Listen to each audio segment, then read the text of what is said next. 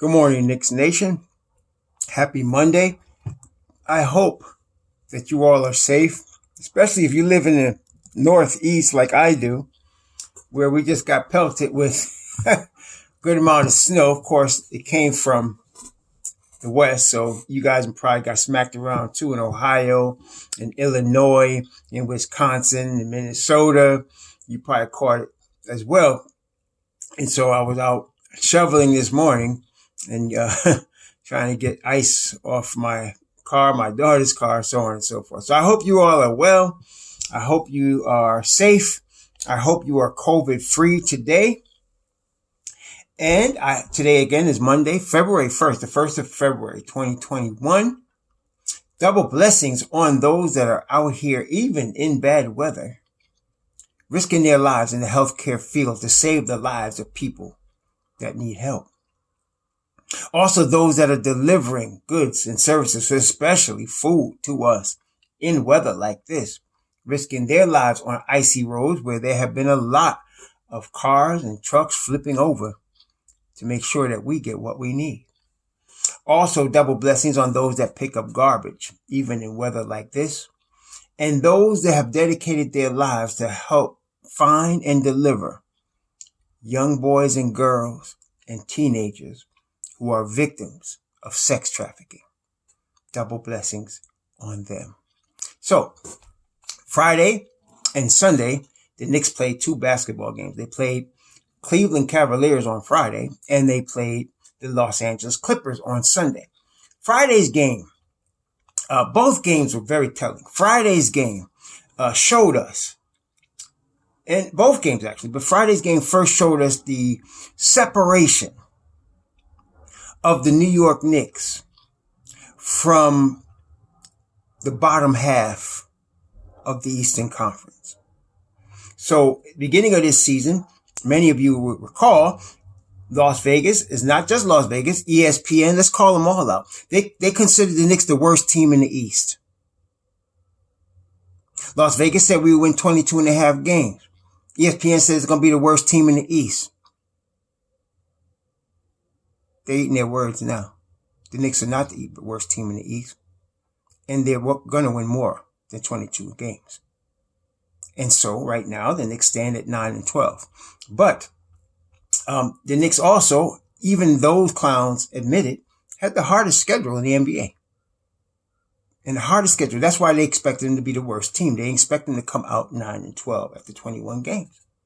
Now on Friday, they dominated the Cleveland Cavaliers. Thoroughly dominated them, holding them to 81 points and winning convincingly. Okay. And they weren't even, the thing about the game that tell me the separation, as I mentioned, between the Knicks and the bottom half of the league was that the Knicks weren't even playing their best ball on Friday. They weren't playing their best basketball on Friday when they beat the Cleveland Cavaliers. They were not. Matter of fact, let's take a look. I mean, what it was is that Emmanuel quickly, and actually, people talk about we need a big three. We actually have one, if you're paying attention. Emmanuel quickly, R.J. Barrett, and Julius Randle.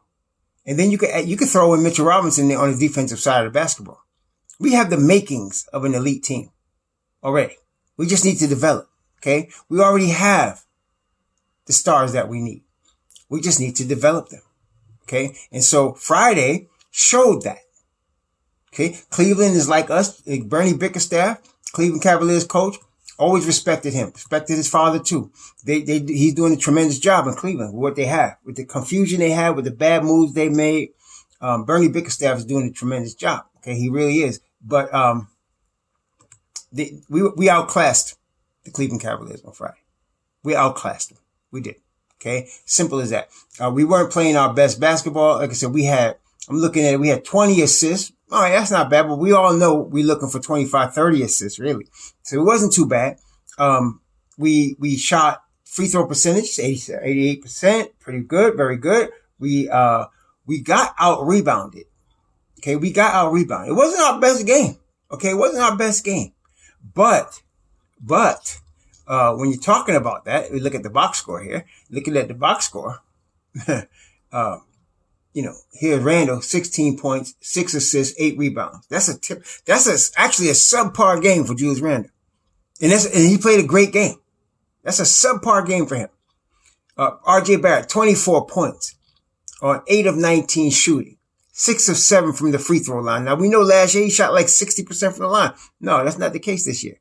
And then we had our boy, Emmanuel Quickley, 9 of 17 from the field. He was 5 of 8 from 3, 25 points off the bench. Emmanuel Quickley. 13 from Austin Rivers, a.k.a. Butter. Okay? And we weren't playing our best ball. And we outclassed them, 102 to 89. Okay? That was Friday. 102 to 81. Did I say 89? They ain't scored 89. They scored 81. All right, so that was that. Then Sunday, the Knicks were going against the number 1 team in the NBA. The Clippers are number 1 in the West right now. And the West, as we know, is stacked. Denver, the Lakers, Portland. I mean, the West is stacked. And the number 1 team in the West is the Clippers. Top 5 player in the NBA is Kawhi Leonard, with another one beside him that can be considered top 10 in Paul George. Both of these guys in their prime, with a team surrounding them that's built to win now. Okay? So you're dealing with a situation where you have guys at the mature level of their talent and ability right now. Okay? And they're built to win a title now. It'd be disappointing if they didn't get to the finals. I think everybody would agree. It'd be disappointing if they didn't get to the finals. At least the Western Conference Finals. Okay? At least the Western Conference Finals. Maybe they don't get by LeBron in them. Maybe they do. I don't know. But it would be disappointing if they didn't at least get to the Western Conference Finals. That's how this team is built. And we went against them toe to toe for 15 rounds on Sunday. Yeah, we lost the game. There were some tactical errors. But let me tell you something. Kawhi Leonard was guarded the whole game by RJ Barrett. Okay? RJ Barrett went toe to toe with one of the best players in the world and held his own. The only thing that held RJ Barrett back on Sunday, honestly, and I love my man, but Tom Thibodeau. That's the only thing that held RJ Barrett back. Because if you kept RJ should have played 40 minutes Sunday. He should have played 40 minutes on Sunday. He did not, but he should have played 40 minutes Sunday. And, we might have had a better chance to win the game. What we needed in this formula on Sunday is a little bit more RJ and a little bit more Quickley. That's what we needed. A little bit less of our boy Peyton, a little bit less, and a little bit more RJ. That's what we needed. That formula might have gotten us closer to beating these guys, but we were toe to toe with them. RJ Barrett was going at Kawhi, giving him the business. And Kawhi was going at RJ, giving him the business, as you would expect though. And what I'm trying to tell you is this. Listen, Kawhi saw his future self in the Knicks uniform. I'm not talking about Kawhi coming to the Knicks. I'm talking about the future Kawhi already on the Knicks in RJ Barrett. See, Kawhi came into the NBA as a defensive specialist and he developed his game over time, all areas of his game, because he had the talent, but he just never had the rest of his game as developed on NBA level. Obviously, now he's a finished product. Kawhi is a finished product. RJ is not a finished product. RJ came into the league as a lump of clay with no specialty really. Just physical ability and a physicality and strength and a very strong frame for a guy that was 19 when he came in the league. And he's developing in every area. He's got the talent.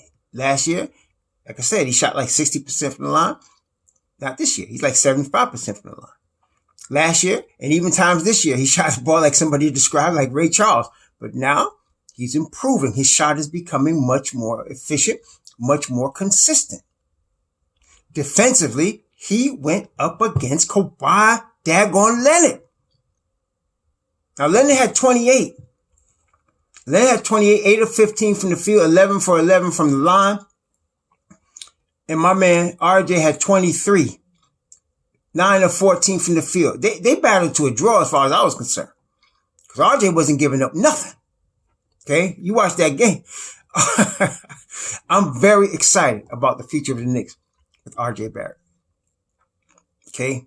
So that's what I was talking about. And then Julius has 27, 12 boards, 5 assists, typical all-star type of game. Okay. Mitchell Robinson, he had 9 points. He had, he only had 6 boards, but the defensive presence, if you watch the game, he was all in it, man. And then, of course, there was Quickly. 25 points, 9 of 16 from the field. He did not shoot the ball from 3 as well as he did Friday, but his presence on the court brings up the whole team to another notch. Okay. His presence on the court causes us to be better. I say if the Knicks are fighting for the 8th seed this year, the difference between them becoming the 8th or 9th seed and becoming the 7th or 6th seed is more minutes for Quickly. That's the difference right now. More minutes for Quickly. Okay. Cause like I said, and we still are in a bad part of the schedule. We're not even in the more favorable part of the schedule. Now they go to Chicago for 2 games in Chicago. Chicago's going to be hungry. They just got beat bad at the end of the game. Dame Dollar, broke their heart on Sunday. So they're going to be very upset and they're going to want to win. Our boy Levine was very pissed off. So they're going to come out trying to win this game. And everybody in the league is on notice. The Knicks come punching you in the mouth. I was reading Thaddeus Young's quotes about the upcoming game. And he said about his Bulls team, they need to be ready because the Knicks going to come punch you in the mouth. That's the reputation Tom Thibodeau is bringing to this team. Okay. Unlike some of us who claim to be Knicks fans and hate our own players and hate our own team, other teams are starting to respect what the Knicks are bringing to the table, and for good reason. See, it's different when you're very confident and you're coming to play the Knicks and you're just very confident you're going to beat them. It's a different thing when you know there's a possibility they can put their foot up in your behind. And most of the teams know that now. Okay. So the Knicks are on the upswing. They're on an up and coming uptick right now. And so Sunday's game was a good litmus test for us. The thing is about the Clippers, like I said, they're a mature team and they're already as good as they're going to be. They're not going to get any better. What they're going to do is try to hit their stride and peak at the playoff time. That's what they want to do. Okay. But as far as improvement as a team, they're not going to get any better. They're as good as they're going to be. The Knicks, on the other hand, are getting better as the season goes on. We're a young team. We're a developing team, and we're getting better as the season goes on. And so you're going to see a better New York Knicks team toward the end of the season than you're seeing now. And you're going to see even better team next season. As RJ and Julius and Mitchell and IQ learn to play together for a longer period of time, the Knicks are going to be dangerous. Okay. The Knicks are going to be dangerous. I told y'all, by getting Tom Thibodeau and the crew that came with him to coach the Knicks got all the talent they need right there. They got all the talent they need. And so, I'm very excited. Tonight is a back-to-back. So they were in Madison Square Garden yesterday. It was an afternoon game, and both teams, the Knicks and the Clippers, really, for most of the game, the Knicks led in the first quarter. The Clippers led after the second quarter. It was by 1. And then the third quarter, the Clippers kind of pushed it open. And to me, it was because, again, we had RJ on the bench for too long. He needed to be back in the game. He played 31 minutes yesterday, but yesterday was a game we would have had to need that boy for 40 minutes, 38 minutes. He should have got more time. Peyton played 21 minutes, and I want to tell you something, that's about 11 minutes too much. Because Quickly played 27. He should have played 10 more. Okay, he should play 10 more minutes, and I think we would have had a shot. And then Rivers, my man Butter, was not having a good game yesterday at all. And so, he had Tom he put confidence in his vets. I get that. But sometimes we can see things, you and I, Knicks fan, we can see things from above better than he can see on the ground level. Sometimes I think this might have been one of them times because he definitely should have had IQ in there longer. And I would have gave Burke some more minutes too, but I get it. And he had Taj Gibson. Taj Gibson actually took Kevin Knox minutes yesterday.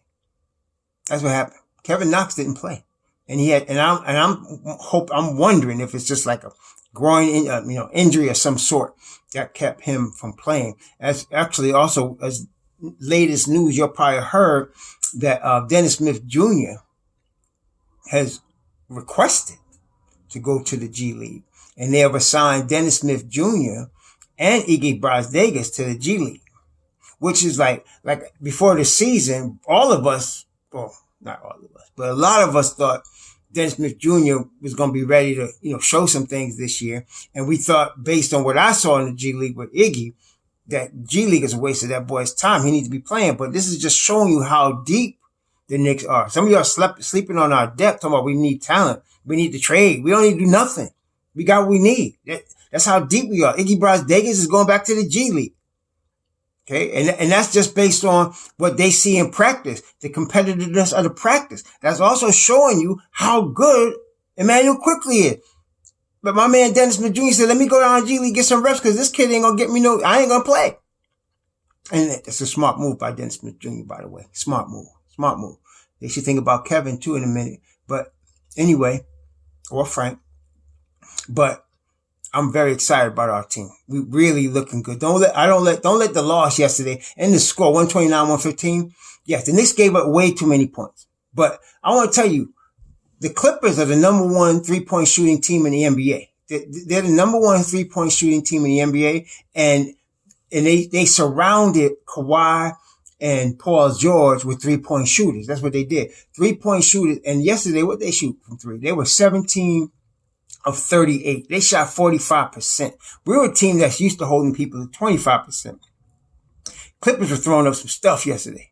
They were throwing up some stuff. And it wasn't even Paul George and Kawhi that was killing us from three. It wasn't them. I mean, if you look at it, Paul George was 1 of 8 from the 3-point line. Kawhi Leonard was 1 of 3 from the 3-point line. They weren't killing us, but Reggie Jackson was 3 of 6. Ruben Patterson was 3 of 3. Ibaka was 3 out of 4. They was killing us from 3. And Mook was 3 of 6. Those are the guys actually you want to shoot the 3 if you're playing a team like that. You want to stop Paul George and Kawhi Leonard from killing you, and you want their other partners to try to kill you. Well, they did.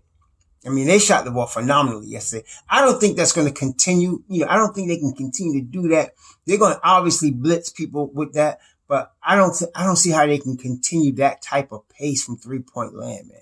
So I'm not worried about that.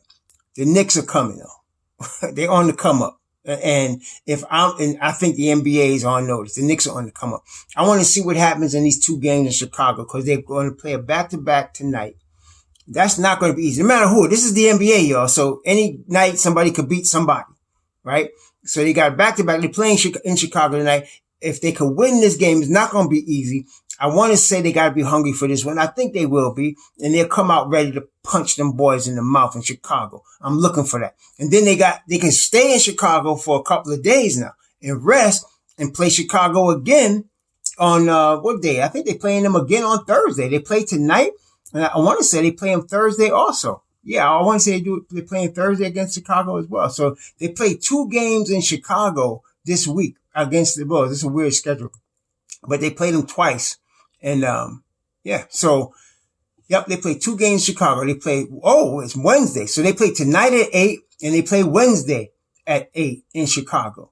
Then we come home, and that's when we play, Portland at home on Saturday, and we play Miami at home on Sunday. And then, Portland and Miami coming up. So that's going to be tough games. We got them both at home. But that's also daggone back-to-back. Back-to-back. They like trying to kill the Knicks. Like I said, that's why they expect us to be the worst team. They knew they gave us the worst schedule in the league, right? And then they didn't believe in our personnel. Well, look at us here, right? So let's get this win tonight, man, in Chicago if we can. That'll help us a little bit coming forward, right? But I think we can go in Chicago. We have a chance to win this game. We really do. Chicago, if I'm not mistaken, they're going to be missing their starting center. I want to say Wendell Carter got hurt again. I want to say he got hurt again. So they got that problem. Let me see. I'm looking at this here. Chicago. Otto Porter's day to day. Wendell Carter is out. Yeah, Otto Porter's day to day. Wendell Carter is out. Then the problem for them with that, to me, is those are their 2 best defenders. Otto Porter and Wendell Carter, their 2 best defenders. So they're going to have a problem on defense, which we normally have problems on offense. But if RJ, Julius, IQ do what they do, We could be all right. We could be all right. So, yeah, we got a shot to beat them tonight. We got a good shot. Of course, we can't sleep on them now. And of course, they're starting P. Will. They starting P. Will out of Florida State. They starting P. Will. Did you notice yesterday that Miami starting point guard was a guy from Florida State? His name was Man. I said, man, lots of people sleep on Leonard Hamilton, but he put some players in the NBA. Jonathan Isaac. You see Malik doing work in Minnesota. Then, of course, there was, of course, Pat Will right here, that guy, man. And then, of course, my man, Devin Vassell over there in San Antonio. My man, Leonard, people sleeping on Leonard Hamilton, but he put players in the NBA, y'all. And then, of course, Dwayne Bacon, who's doing work in Orlando. He puts people in the NBA. It's not just Calipari that put people in the NBA. I want us to, focus a little bit more on some Florida State boys going forward, because I think we'd be all right. But anyway, they starting Pat Will. He's still only 19, so we're fortunate. We're going against this young line, and he ain't got his spots off yet. But I think we got a shot at it. And then Daniel Gifford. Okay. We got a shot at this. Don't sleep on him now, but we got a shot at this. We come ready to play. We can get this win. We can get this win. So let's go Knicks, baby. Let's do what we got to do. Tonight, 8:00, be there. I'm going to be looking at it myself. Let's watch and see what happens. Shalom. Be safe out there. Shalom.